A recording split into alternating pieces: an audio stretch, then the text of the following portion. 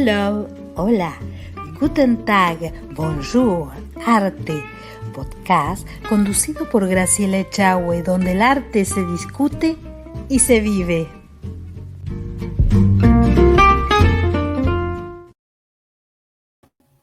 Hola, bonjour, hello, arte.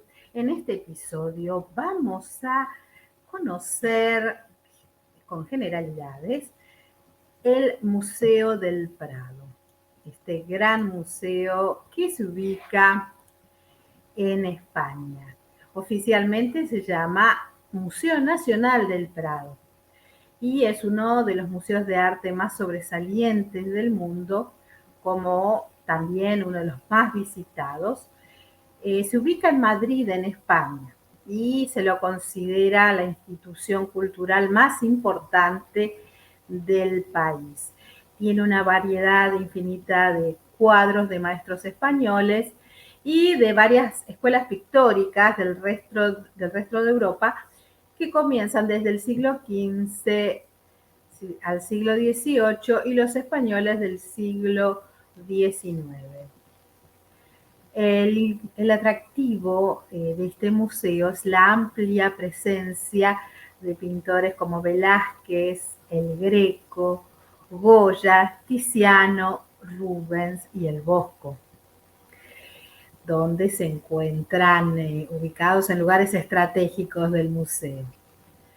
Además, hay que sumarles otros grandes pintores, importantes pintores como Murillo, Rivera, Zurbarán, Paret, Fra Angelico, Rafael, Veronese, Tintoretto, Durero, Patinir, Antonio Moro, Van Dyck o Poussin, para nombrar algunos de los más relevantes. Este museo tiene un inventario de bienes artísticos inmenso, que podríamos decir en más de 35.000 objetos, desglosados 8.045 pinturas, 9.561 dibujos, 5.973 estampas, 34 matrices de estampación, 971 esculturas, 1.189 piezas de artes decorativas, 38 armas y armaduras y mucho más. También incluyen libros, fotografías, monedas, medallas y mapas. Dado a que el espacio es limitado, el museo no expone todas las obras al mismo tiempo, sino que va seleccionando y lo va exponiendo, aunque concentra siempre obras maestras por metro cuadrado. Se realizó una ampliación que se inauguró en 2007 y se previó que la selección que se expondría crecería en un 50% con más de 450 obras. Y en 2018 se reabrieron otras salas como la del Ático Norte, donde se exponen otras piezas. Además tienen el Salón de los Reinos, donde se cuelgan entre 250 y 300 pinturas. Es uno de los grandes museos de Europa, como el Louvre de París o el Uffizi de Florencia.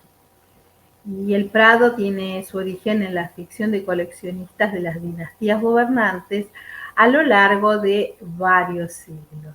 Refleja los gustos personales de los reyes españoles y también su red de alianzas, ¿no? Y en amistades políticas. Solo en el siglo XX se procura, con resultados desiguales, solventar algunas ausencias. El Prado no es un museo enciclopédico como otros, sino que tiene obras de todas las escuelas y todas las épocas, contrariamente a otros grandes museos que existen en Europa. Bien, ahora vamos a pasar a una breve tanda y luego continuamos con este fascinante museo, Museo del Prado en Madrid.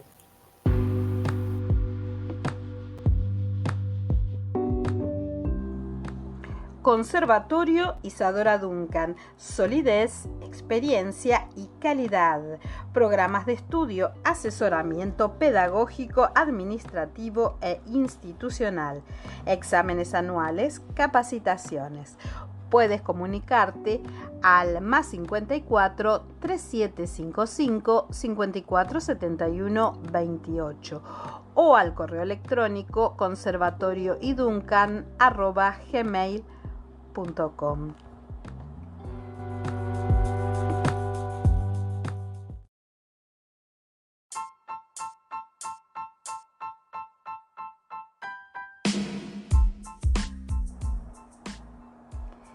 Hello Arte Podcast, Hello Arte TV, Hello Arte Magazine Digital.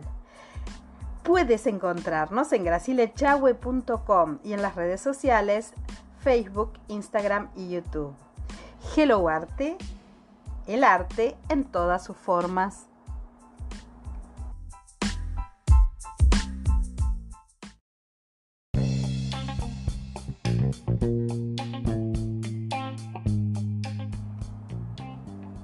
G-Dance Producciones es Literae, servicio de autopublicación y marketing.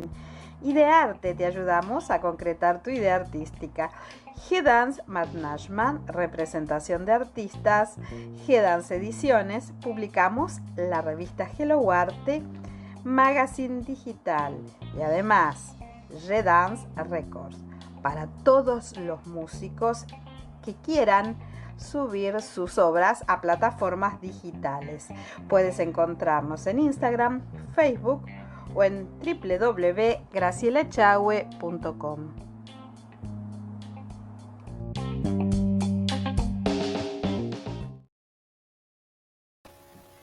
Bien, y ahora vamos a continuar con la historia del Museo del Prado. Por supuesto, generalidades, un resumen, porque esto es un podcast, es un episodio que tiene sus límites de tiempo y el Prado tiene mucho para contarnos.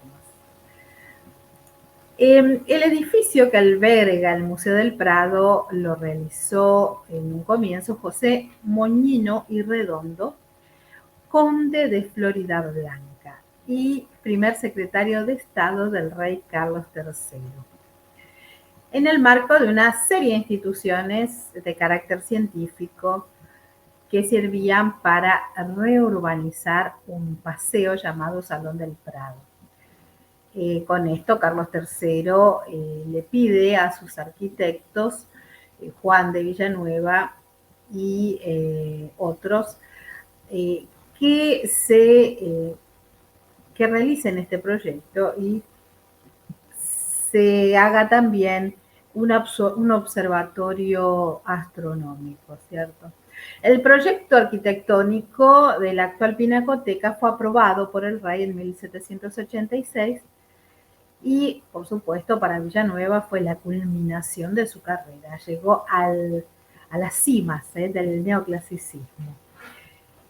Estas obras se realizaron durante los reinados de Carlos III y Carlos IV y se finaliza a principios del siglo XIX. Pero cuando llegan los franceses a España y con la Guerra de la Independencia, dejan sus huellas en este edificio, ya que se lo destinó a fines militares y cayó en un estado de ruina total. Fernando VII se interesa en él y su segunda esposa Isabel de Braganza, a partir de 1818, recuperan el edificio y realizan sobre ya la base de diseño del arquitecto Villanueva otro proyecto con fines con fondos, ¿no? Con el fin de realizar una obra monumental y con fondos aportados por el rey, que lo saca no del erario público, sino de su bolsillo secreto o bolsa personal. En 1819 se inaugura el Museo Real de Pinturas, que fue su primer nombre, y la fundación del museo a la imagen del Louvre de París se realiza un año más tarde. En años sucesivos se van añadiendo nuevas salas y nuevas obras, muchas de ellas de la colección real que fueron escogidas específicamente. Este museo era una dependencia más del patrimonio de la corona, por eso se recibieron muchos envíos desde los palacios y monasterios reales, pero también hubieron algunas obras posteriores y que se fueron reubicando, como por ejemplo San Fernando ante la Virgen de Luca Giordano, que se trasladó en 1828. La colección de la corona planteó un grave problema cuando muere Fernando VII, porque se tenía que dividir en el testamento entre Isabel II y su hermana María Luisa Fernanda. Y la ejecución del testamento se aplaza porque Isabel no tenía la edad suficiente. Se nombra una comisión donde se emite un informe que reconoce que todas estas grandes obras que son tradicionales y son herencias de diferentes monarcas españoles se expongan en este museo. Entonces, cuando destronan en 1868 a Isabel II, el museo ya pasa a formar parte de los bienes de la nación, que ya no era más el patrimonio de la corona, sino los bienes de la nación, con una ley que establece que el conjunto de bienes destinados al uso y servicio del monarca no incluye al museo directamente. Y durante el siglo XIX y parte del XX se vive una situación de precariedad porque el Estado no destinaba los recursos y el apoyo suficiente al museo. Aparte había deficiencias en las medidas de seguridad. Pero en 1918 se descubre un daño real. El tesoro del delfín realizado por un empleado del museo fue robado y la mayoría de las piezas luego se pueden recuperar, salvo 11, pero 35 de ellas con desperfectos muy severos, aparte despojadas de piedras y metales preciosos. Esto fue lo más grave que sucedió en la historia de la institución y le costó el puesto al director de la época, José Villegas Cordero, y bueno, y supuso cerrar los estudios de los artistas que tenían en la pinacoteca, porque esto facilitaba justamente la sustracción. Y ese fue el peor robo que sufrió el museo, pero también hubo otra sustracción de un boceto de Murillo, el Santa Ana enseñando a leer. Y en 1961 otro ladrón entró por el tejado, cayó al vacío y falleció. Llevaba preparado en un bolsillo un papel en el que dictaba las condiciones para la recuperación de los cuadros, es decir, lo quería robar para pedir un rescate.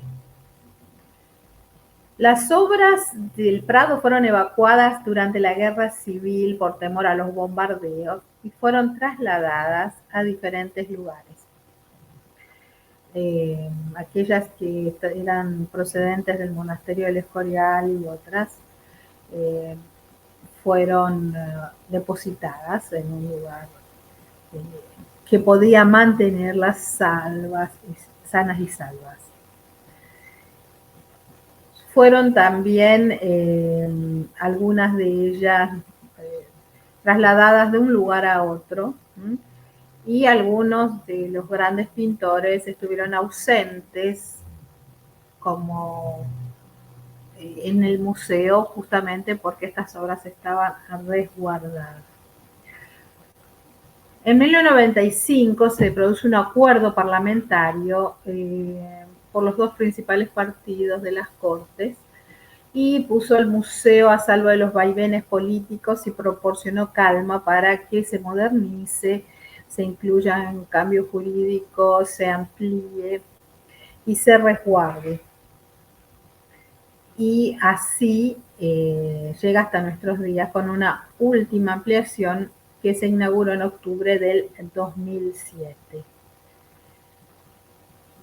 Tiene obras impresionantes, voy a nombrar algunos de los grandes pintores y generaciones de artistas como Eduardo Rosales, Mariano Fortuny, Federico Madrazo, Francisco Padilla, Velázquez, Goya, Ignacio Zuloaga, Joaquín Sorolla, Pablo Picasso, Salvador Dalí, Gustave Courbet, Léon Bonnat, Carolus Duran, Pierre-Auguste Renoir, Edgar Degas, Toulouse-Lautrec, Auguste Rodin y Claude Monet. Es un museo con una riqueza para no solamente para España, sino para la humanidad. Allí se resguardan las grandes obras de los grandes maestros. Bueno, y de esta manera llegamos al final de este episodio. Gracias por acompañarnos y nos reencontramos muy pronto.